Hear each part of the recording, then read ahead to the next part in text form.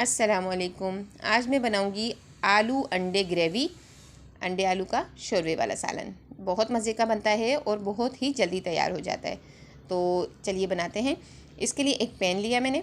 Pan में मैं डाल रही हूँ तकरीबन 1 कप ऑयल।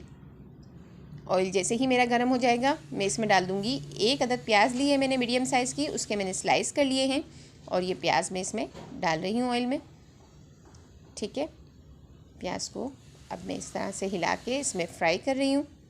प्याज को जब तक फ्राई करूँगी जब तक ये ब्राउन हो जाए, और मुझे ब्राउन करके प्याज को ऑयल में से बाहर निकाल लेनी है। ठीक है ना, बस ये देखें तकरीबन मेरे प्याज जो है वो ब्राउन हो चुके हैं। अब मैं इनको बाहर निकाल लेती हूँ। प्याज मैंने बाहर निकाल ली है। प्याज जब मेरी थोड़ी ठंडी हो गई है तो आप देखें ये कितनी क्रिस्पी सी हो गई है।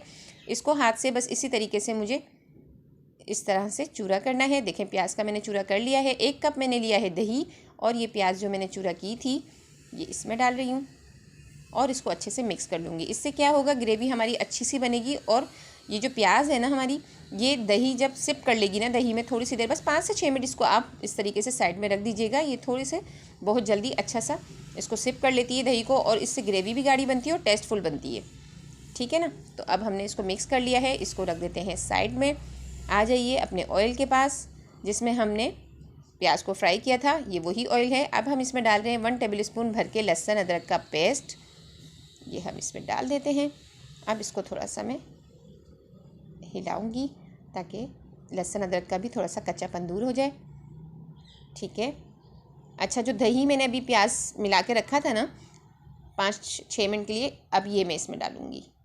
ठीक है, आपको पता है ना दही जब डालते हैं तो चम्मच को हिलाते ही रहना चाहिए, तो इसीलिए मैं इसको अभी हिलाती रहूँगी ताकि दही फटे नहीं और ग्रेवी हमारी अच्छी सी बने। साथ में इसमें जाएंगे कुछ स्पाइसेस, बहुत सिंपल स्पाइसेस है लेकिन बहुत मज़े की बनती है ये ग्रेवी। हल्दी लिए 1/2 टीस्पून, लाल मिर्चों का पाउडर लिया है 1 टीस्पून, 1 टेबल स्पून पिसा हुआ धनिया और 1 टीस्पून लिया है नमक। बस ये 4 चीज़ें इसमें डालनी है और इसको थोड़ा सा मैं हिलाऊँगी अच्छे से, इसको भुनाई करूँगी।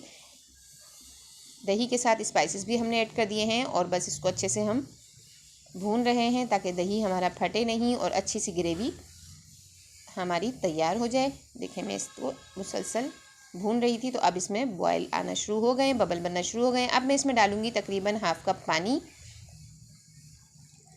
ये मुझे ग्रेवी रखनी है इसलिए मैंने इसके शोरबे के लिए पानी डाला है। बस जैसे ही इसमें बॉयल आता है, ये देखें मैं इसको मुसलसल इसी तरीके से हल्का हल्का हिला रही हूँ। देखें इसमें पानी में बॉयल आ चुका है हमारे शोरबे में। अब मैं इसमें डालूँगी अंडे और आलू। 2 छोटे साइज़ के आलू लिए थे और 3 अंडे लिए थे मैंने। ठीक है, दोनों को बॉयल कर लिया था।